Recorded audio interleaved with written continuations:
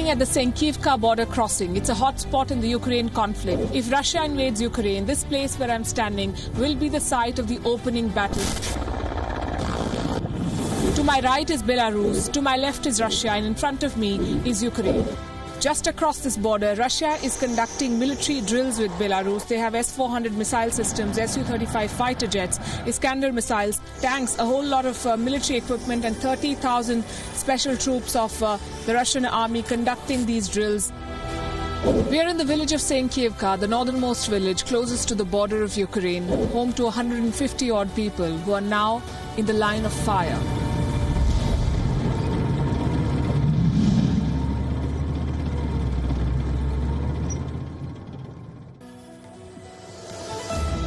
Protests by truckers against vaccine mandates intensify in Canada, expanding to other nations amid issues about carbon taxes and other legislation. This as a second major US-Canada border crossing was blocked by anti-vaccine protesters. World sport has been rocked by another doping cover-up by Russia. The Russian anti-doping agency allowed 15-year-old skater Kamila Valieva to compete at the Olympics despite testing positive on December 25th. The IOC has launched an urgent appeal at the Court of Arbitration for Sport.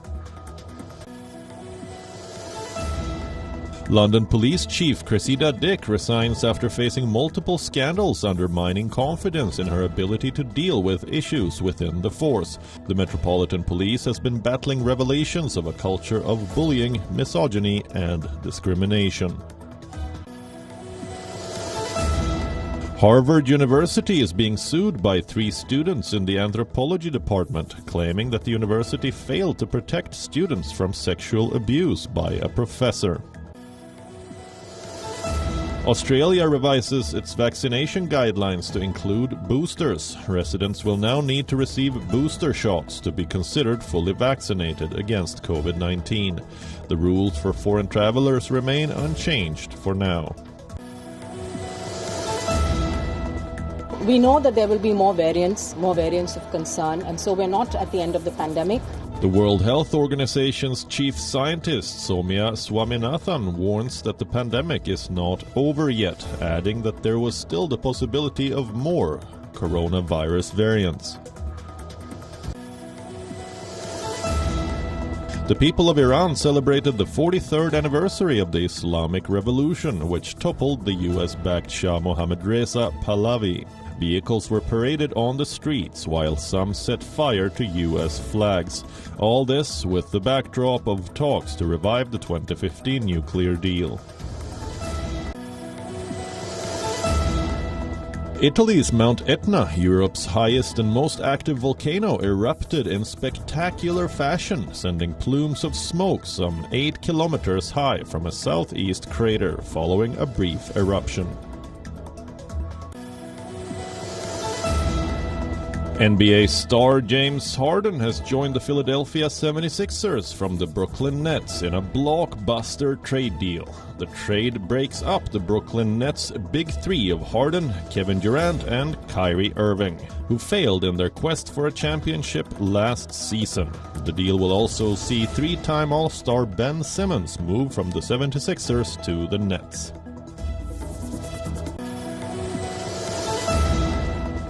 The Australian men's cricket team beat Sri Lanka by 20 runs in the first T20I, their first match as world champions, after being put into bat first at the Sydney Cricket Ground. The hosts managed 149 for 9. That target was reduced to 143 due to rain, but the visitors struggled to 122 for 8 in 19 overs. Aussie pacer Josh Hazelwood finished with 4 for 12, his career best figures in a T20 international. Hello and welcome to Gravitas Ukraine Direct. I'm Palki Sharma Upadhyay, coming to you live from Kiev, the capital of Ukraine. This is our 8th and final day in the Ukrainian capital. Looking back, it's been a week to remember, we can say. We've seen civilian recruits training to defend their country. We've seen decades-old bunkers running under the city.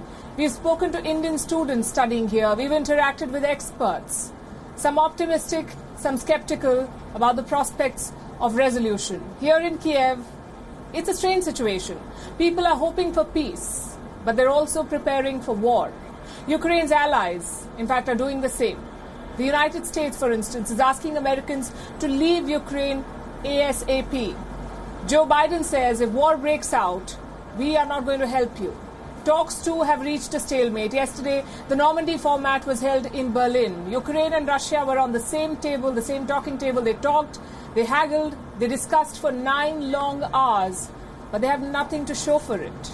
No consensus, no joint statement, no breakthrough. Each failed diplomatic engagement brings Ukraine one step closer to war. You can feel that tension in the air here in Kiev. So imagine what it would be like at the border. Mere yards away from Russia and Belarus. That's the border we're talking about. That's where we went today, the border checkpost of Senkivka, Ukraine's first line of defense against the Russian troops in Belarus. If Senkivka falls, it's a highway to Kiev. So what is Ukraine doing to firm up its gates? Our next report tells you.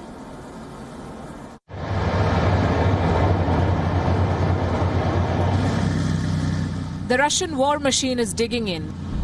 No trenches or half measures. This is a full-blooded deployment. They've brought missiles, tanks, artillery, guns.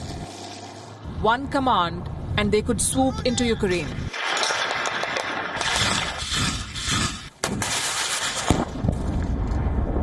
All that firepower is deployed along this belt, the border between Ukraine and Belarus. Around 1,000 kilometers long, and right now, a powder keg.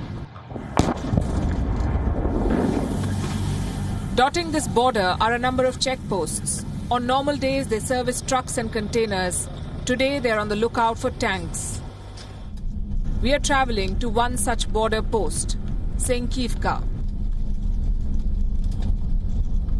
I'm standing at the Senkivka border crossing. It's a hot spot in the Ukraine conflict. If Russia invades Ukraine, this place where I'm standing will be the site of the opening battle because this checkpoint straddles 3 borders. To my right is Belarus, to my left is Russia, and in front of me is Ukraine. This tri-junction is where 3 cultures meet: Russian, Ukrainian, and Belarusian. In 1975, that bond was sealed in steel. A monument was erected for the 3 Soviet sisters, a monument of friendship. Every year, this bond is celebrated with festivities. Will they happen this year? That depends on what happens beyond these barbed wires. A few border guards have accompanied us here, to the gates of Ukraine. Beyond them is Russia.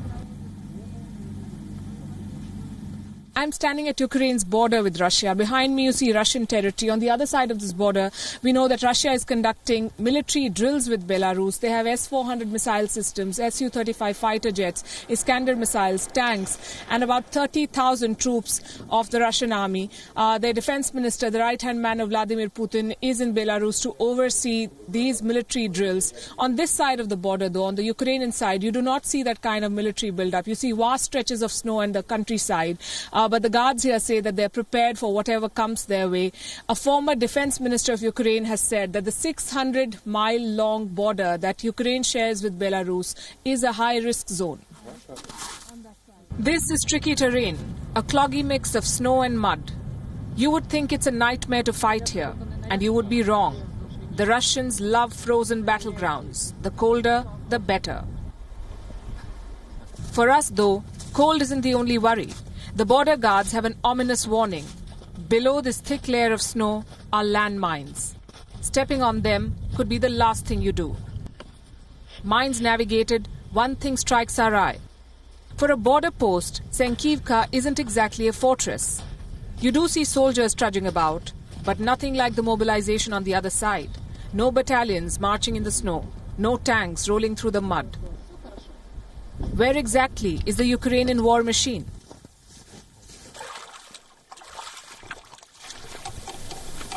Perhaps in Donbas, Ukrainian tanks and troops are majorly deployed in the east. Strategically, it is a worry.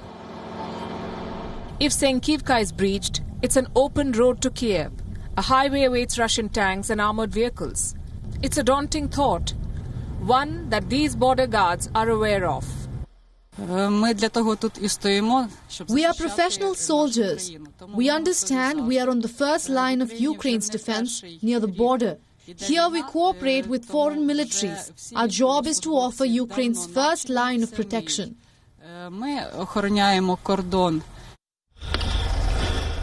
Equally stark are these cargo trucks. Dozens of them waiting to cross over into Russia and Belarus. I guess war or not, business rolls on. A few more security checks, a bit more delay, but that's about it. From Senkivka, these trucks have a long journey to make all the way down to Turkey and Moldova.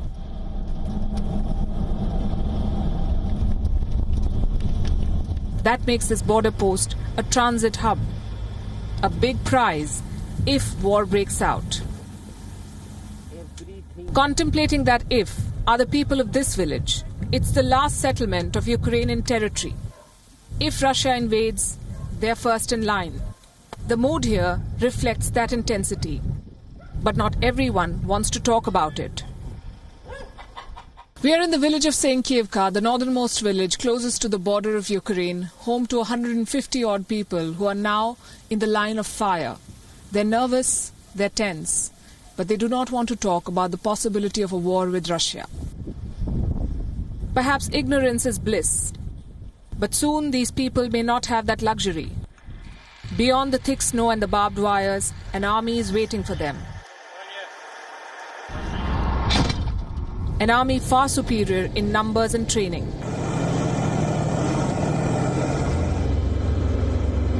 If they attack, chances are Senkivka will fall. It will lose its calm and quiet resolve. But that's still in the future.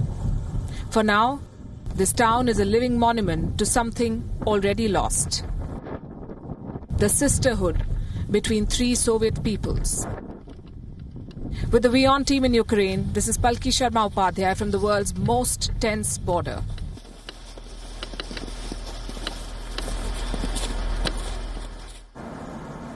Our week ends the way it started, on the brink of war. All hopes were pinned on the Normandy talks that took place in Berlin. This happened on Thursday. Ukraine, France, Germany and Russia got together. They were at the same talking table. They talked for nearly 9 hours. But in the end, there was no breakthrough, no joint statement. There was only a vague commitment to keep talking. Now, Russia says that Ukraine is trying to rewrite the Minsk Accord. Ukraine says, we'll talk about the accord, but we cannot ignore the Russian buildup at our gates. Today we can't talk about any security in Europe without stopping the war in the center of Europe and without ensuring real and effective security for Ukraine. The Ukrainian position is uncompromising. In a draft project of the statement that was suggested for consideration, they have refused to sign Minsk agreements that issues related to post-conflict status of these territories. Donetsk and Luhansk regions should be settled in consultations and in dialogue with representatives of these regions. Over in Warsaw, there was another meeting that took place. British Prime Minister Boris Johnson flew down to Poland. And he inspected the British troops stationed in Warsaw. He even had a moment to joke with the soldiers there. Listen to this. Thank you very much. How long have you been here? Thank you. Since December. Since December? Yeah. Have you been enjoying it? Yes, have you been to Warsaw? Yes, yeah. Yeah. Have you been to Krakow? Krakow.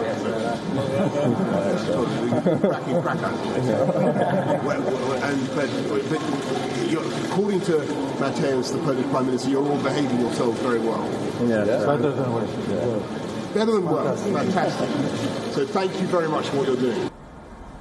Good to see the soldiers in high spirits, but don't mistake that for complacency, because they know that the Russian threat is real, it is serious, and it continues to grow by the day. Boris Johnson himself realizes this. In Warsaw, he warned of bloodshed if Russia were to invade. He also had a message for Vladimir Putin. If you don't want NATO at your borders, this is the wrong strategy to get there.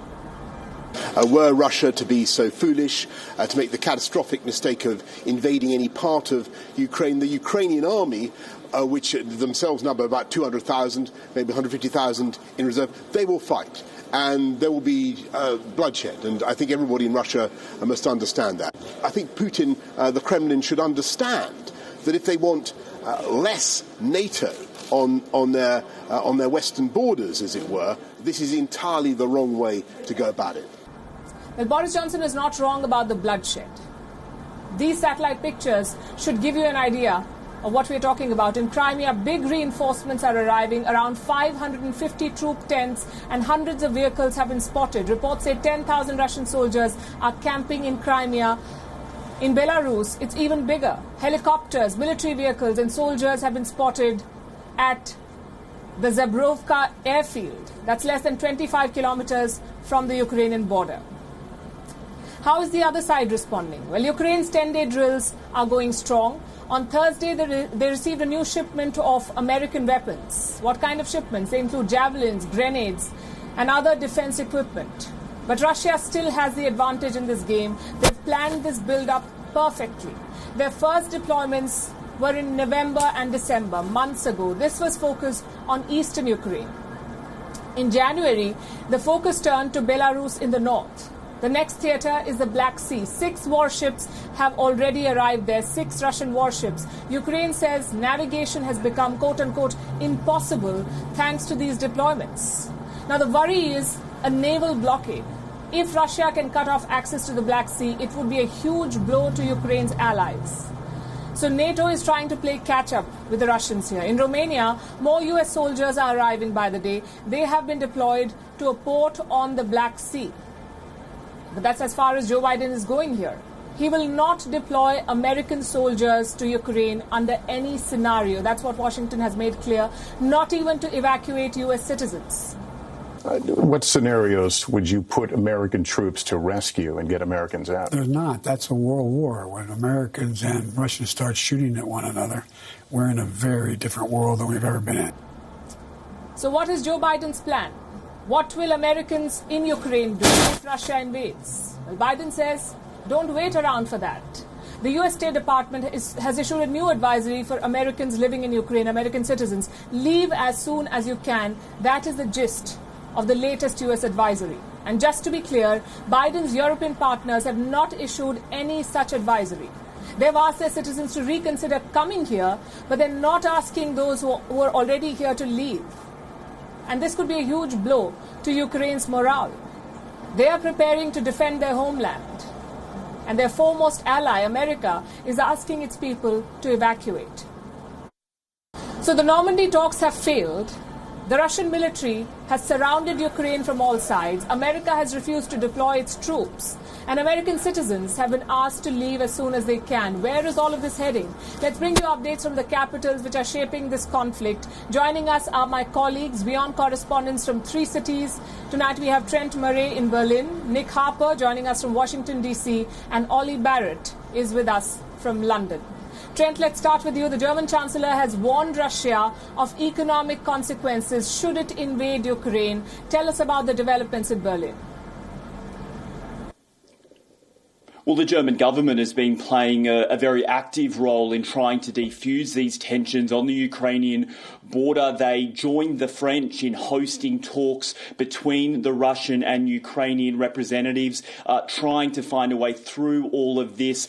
Certainly what we are seeing from Berlin is a concerted effort to work strongly both with NATO and the European Union, but also to try and continue to have direct talks with the Kremlin. Chancellor Olaf Scholz has only been in the job since December. He comes, of course, after Angela Merkel retired. He has very big shoes to fill because Mrs. Merkel herself was quite respected by President Putin, I think it's fair to say, and would often speak to him about these types of crises, really seen as a very strong voice on behalf of Europe and the broader NATO alliance. But Chancellor Scholz, nevertheless, is working hard to, I suppose you could say, fill those shoes.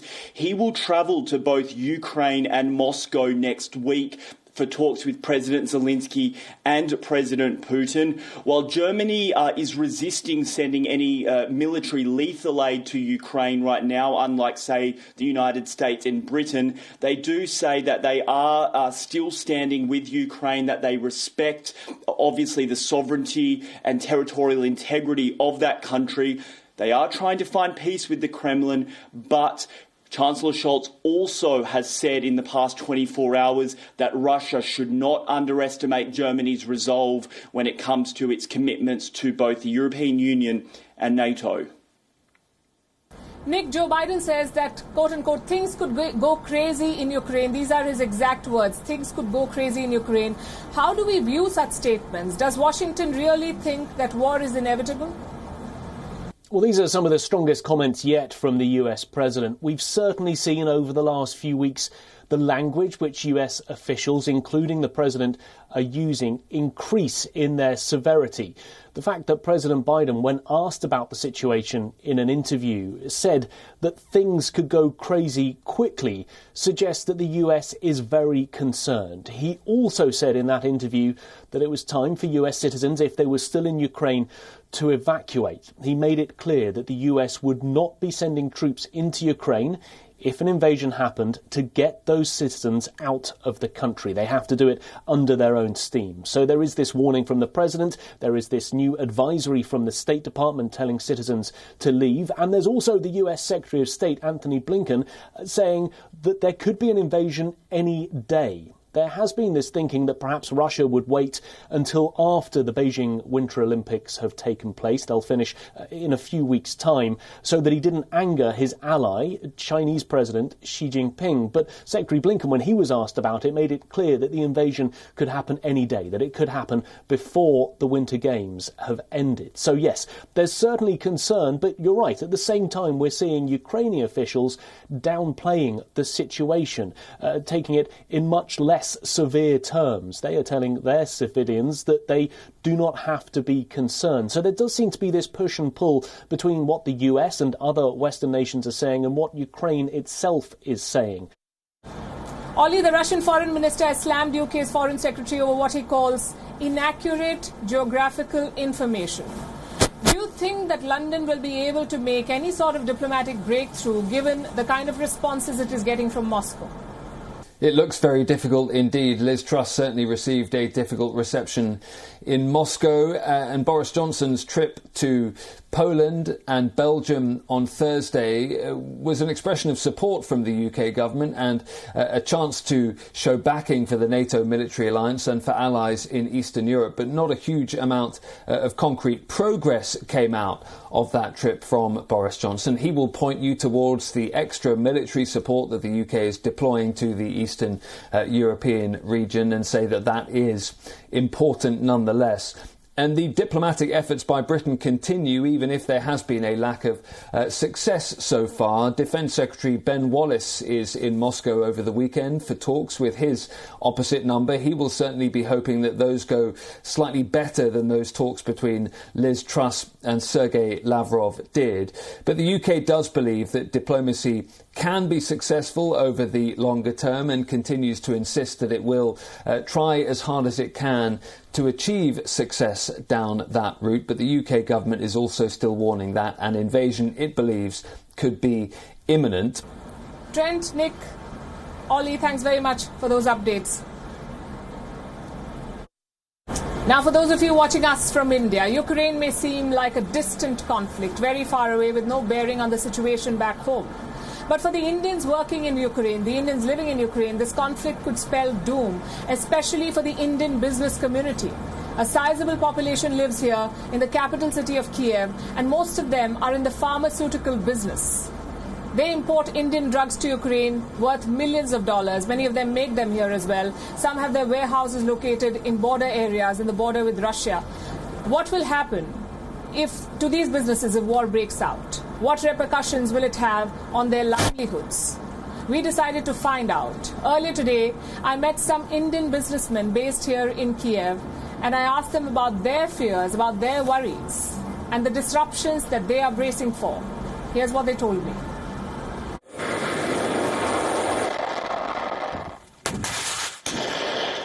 The conflict in Ukraine is at a turning point. Russian forces are closing in. Dangerous drills are underway in Belarus.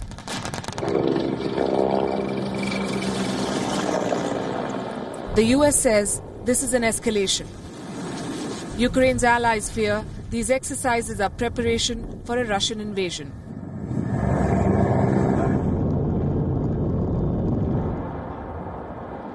Not too far away from the Ukraine-Belarus border, the Indian business community is watching the events unfold. It's a small community, but an influential one, especially in the pharmaceutical business. Rajiv Gupta has seen it all, from the split of the Soviet Union in 1991 to the Orange Revolution in 2004 and the Russian annexation of Crimea in 2014. He's been in Kiev throughout. Gupta runs one of the biggest pharmaceutical companies in Ukraine today. He admits the people are scared. If you frankly ask me, some kind of stress is there among the employees, among the colleagues, but directly at present no impact. Of course, we have conducted a kind of a webinars, some kind of training program for our people, how to tackle with the stress. If you ask direct impact, we have not seen yet. But indirect, yes, people are a little bit scared of. Some others are bracing for direct impact though. Sanjeev Bhagat runs another major pharma company in Ukraine.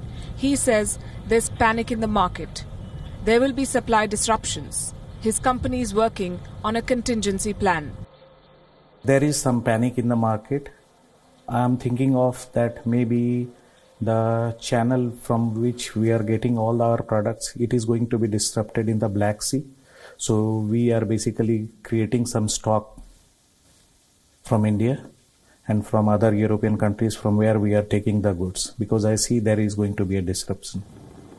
Even if war happens or doesn't happen, because you must be watching and you're seeing that Black Sea is already getting crowded and all our goods come through that channel only. Stability on Ukraine's borders is critical to business owners like these. Ukraine is a major importer of Indian pharmaceuticals. In 2019 alone, Ukraine imported $146 million worth of Indian drugs. This makes India the second biggest drug supplier to Ukraine. And Indian manufacturers are bullish on the Ukrainian market. 860 Indian pharma companies have registered 4,000 drug brands in Ukraine. But the constant threat of war can upend their business plans. Their money is invested here. Most of their employees are Ukrainians. They need to send a message of solidarity while also firming up a plan B. If we move towards 2014, it was a little bit scary. But the whole revolution of 2014 was taken only in the city center. So there was no direct impact. As far as people are concerned, there was no direct impact. Yes, devaluation of currency was taken place in 2014. You have to have a plan B. Okay, I will rather say 99.9% I believe that there will be no war. But you have to prepare for everything, While Indian companies have set up manufacturing units in Ukraine, a lot of their supplies still come from outside. That makes a volatile border very bad news for them. Both Gupta and Bhagat also have their company warehouses near the Ukraine border. Even in the case of a limited incursion, their stocks will most likely fall into Russian hands. The risks are high, but they've dug in their heels. My warehouse is very near to the border of Russia. My kids are studying in American school and all their teachers have been evacuated to America. So they were panicked first day, second day, and they were asking me every day, what is going to happen, where we are going to stay, which country we are. First day, my son and my daughter, they asked, which country we are going, Papa? I told, where? What happened? My all teachers and classmates who are expats, they have already left. So I told, we are not going anywhere. We have our house and we are going to stay there only. That's what most Indian business owners in Ukraine say. They've built a life here. They're not prepared to uproot their families just yet. If we take the worst case, what is going to happen in this country? I don't know. Plan B can be that we'll shut our offices for some days. Maybe we'll shut our warehouse. We'll stop transporting the goods. We'll at least tell our people not to move in the city. to be at home. That is the only plan B. And I don't think that war is going to come house to house. It is not like that type of situation. Their hope is that talks will prevail over tanks. With the WION team in Kiev, this is Palki Sharma Upadhyay. What happens if Russia invades Ukraine? Well, we've been telling you about the possible scenarios. We've compared troops, we've compared the numbers. We just walked you through the road that Russian troops may take if they were to come to Kiev. And like we've been telling you, if Russia invades Ukraine, there will possibly be a war between Russia and the West. It's not just going to be a war between Russia and Ukraine. NATO will be involved, whether they like it or not, and so will the US in some way or the other. Over the last few weeks, the US has been deploying troops to Eastern European countries, positioning them at strategic locations. But not all European countries are happy with these developments. Some do not want to host American troops on their soil. And some others are changing long-standing policies to accommodate the rapidly changing geopolitical situation. Denmark is reversing a long-standing policy. Soon, the country will allow US troops on its soil. The situation in Ukraine is a very clear reminder that we cannot take our liberty, peace and security for granted. Denmark is one of America's closest allies in Europe. Both are NATO members. The two countries even fought together in Iraq. But after the Second World War, Denmark has never allowed foreign troops on its soil. It is now willing to make an exception. It is talking out a deal with the United States. Denmark says the deal is about defending shared values and strengthening US engagement in Europe. Denmark does not share a border with Russia, but its bases could be of great importance in troop movement. On the 9th of February, Slovakia too decided to allow US military to use two of its Air Force bases. The 10-year deal was approved by Slovakia's parliament. Opposition members were not happy. They blocked the speaker's space, waved the national flag, attacked one another. Thousands rallied outside the parliament. Slovakia shares a border with Ukraine. Strategically, its location is priceless. But Slovaks fear that by hosting US troops, their country would be compromising on their sovereignty. Farther north, US troops are already stationed in Norway. They have been deployed there since 2017. In 2021, America and Norway signed another agreement. This one allowed Washington to build facilities at Norwegian airfields and naval bases. Norway shares a border with Russia. So does Finland, Estonia, Latvia, Lithuania, and Poland. Some 1,700 American troops have arrived in Poland. Another 1,000 troops have been moved to Romania.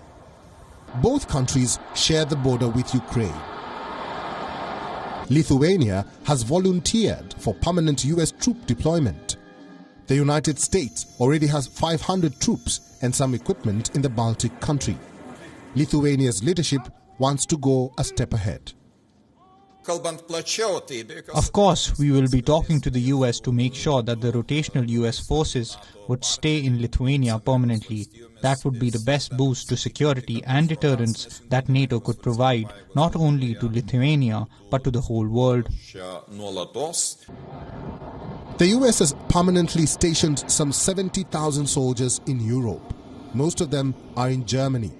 Over the last 2 weeks, some 2,000 additional troops have been deployed to Eastern Europe, and at least 1,000 troops have been redeployed. Russia views this as America's attempt to fuel tension. For the West, this is solidarity in the face of war. What's happening in Ukraine is a rerun of the 20th century. The conflict is in Europe. If war breaks out, it will be in Europe.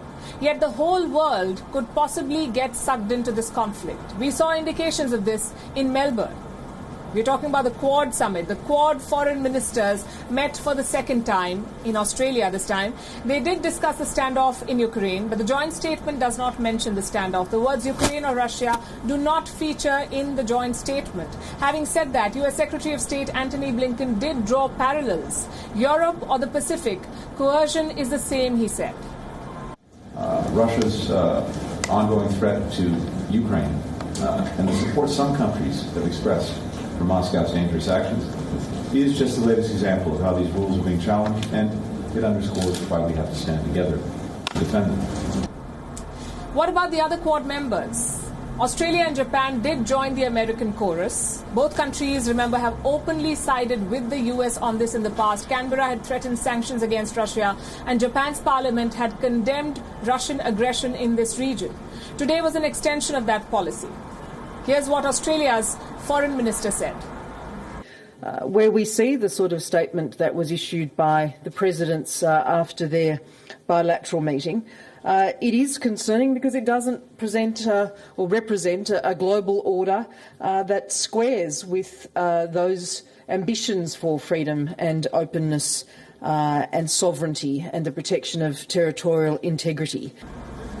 Japan too said the same, but the big focus was on India. New Delhi has decades-long ties with Russia. Recently, it has moved closer to the US. So the question was, would India join the anti-Russia chorus? Well, even before that meeting started, Foreign Minister of India S. Jaishankar set the record straight.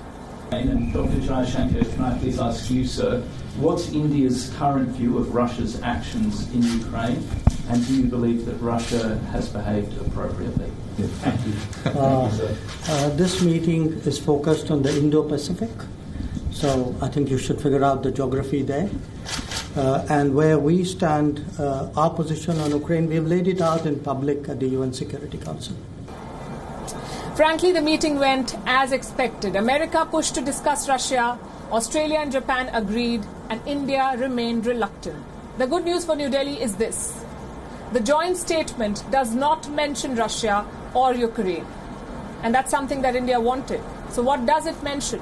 Well, vaccines, supply chain, terrorism and China. On vaccines, all eyes were on progress. Last year, the Quad pledged to donate 1.3 billion doses globally. 500 million of them have been donated so far. The target is to deliver 1 billion vaccines by the end of this year, 2022. On terror, there were some specific commitments that were made. The Quad leaders condemned all kind of terrorism and violent extremism. The Mumbai 26/11 attacks and the Pathankot attack were mentioned separately. On China, the Quad stuck to the same position like it always has. It called for an open and free Indo-Pacific, no coercion, no piracy, no illegal claims. They were clearly targeting Beijing. But in typical Quad fashion, Beijing was not named. In fact, only two countries were named in the joint statement today. Myanmar and North Korea, easy targets, some could say. The Quad called for a swift return to democracy in Myanmar, and on North Korea, Kim Jong-un's missile tests were condemned. So that's standard policy. Another key focus was ASEAN. The Quad leaders pledged, quote-unquote, unwavering support to ASEAN nations. And this is important. This is part of the Quad's larger Indo-Pacific policy. Joe Biden is planning to host the ASEAN leaders in Washington, D.C.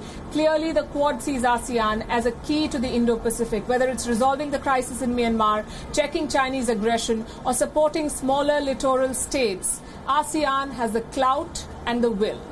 Well, here's what they don't have. The money and the military, both of which the Quad nations have in abundance. So it's a good match. By steering clear of Russia, the Quad made the right call, you could say. Just think about it. The US has 28 NATO allies in Europe. 28 nations willing to defend American interests in this continent. Why should Pacific nations get involved in this conflict? The Quad works because it is focused on one region, and that is the Indo-Pacific. If America tries to drag the Pacific into its European conflicts, it would be playing into China's hands. And we end our coverage from Ukraine with a story of hope, a story on why the show must go on, come what may. Tonight we're taking you to an opera house in central Kiev, the National Opera of Ukraine, built more than a century ago, witness to wars and conflicts, and standing resolute in the face of another threat. A bomb fell on it during the Second World War while a performance was on. Now, amid talk of a third world war, the performances continue in all their glory. I went backstage to witness firsthand the kind of effort that they put in to transport the residents of Kiev from their world of doomsday predictions and headlines to the magic of music and ballet. This is the National Opera of Ukraine, the largest and third oldest opera house in the country. This majestic building has seen wars and crises. It has endured bombs during the Second World War. In 1943, a bomb fell on it during a performance. It did not explode. The building and those inside it survived. It also saw violence during the Ukrainian War for Independence and protests during the fall of the Soviet Union. Today it is witness to another crisis. Fears of a Russian invasion are growing. Troops have amassed at the Belarus border. They're waiting for Moscow's orders to strike. But for this opera house, the show must go on. The administrators give us a backstage tour and a quick history lesson to understand why this opera house is so special for Ukraine and how performances are brought to life under the specter of war. Our first stop is the dressing room. Lined with exquisite costumes and robes, tailored to build the identity of each character. Next to it is a rehearsal room. We meet Katerina Mikhluka, all of 18, an award-winning ballerina, hoping to forget the predictions of war as she practices her moves.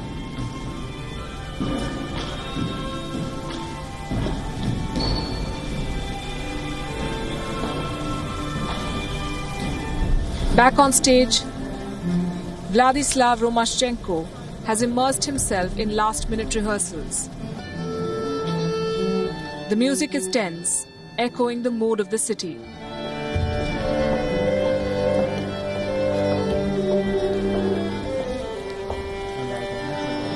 Seated nearby is an orchestra, training in rhythm and creating magic with their instruments.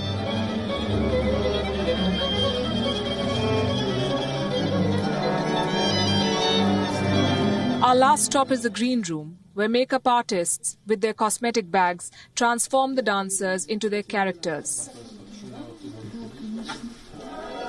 Back in the auditorium, the audience begins to arrive. Sculpted with 4 kilos of gold, this part of the opera used to be exclusively for aristocrats. Now it's open to all. The auditorium is not packed tonight, a sign of the testing times, you could say. But those who arrive are convinced that stopping the show would be letting fear win.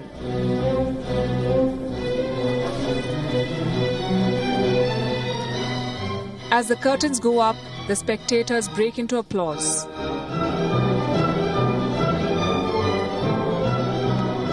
The performance begins with a visual depiction of the 9 circles of hell.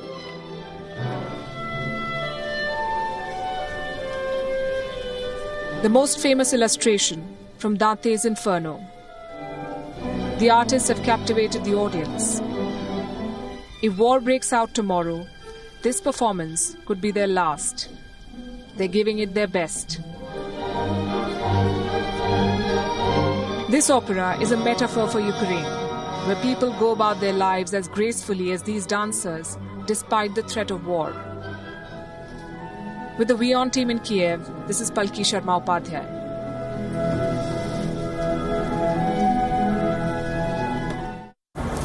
Well, this is how I hope to remember Kiev once all of this is over. 3 months ago, Ukraine was first warned about unusual troop deployment near its border. 3 months on, satellite pictures show Russia amassing more troops. Talks have failed, threats have not worked, there is a deadlock in diplomacy, and no détente. In other words, there is no breakthrough. What happens next, and who gets to decide that?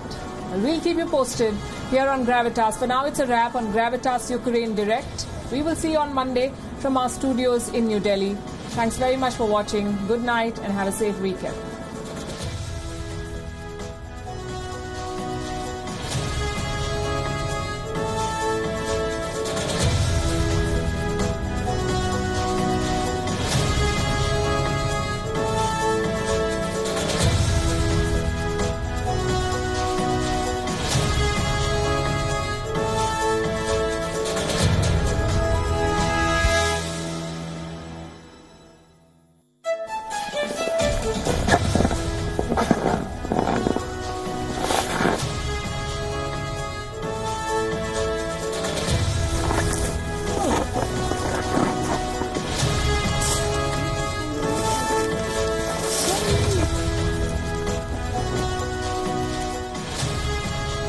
look inside, it has this sharp teeth, like this kind of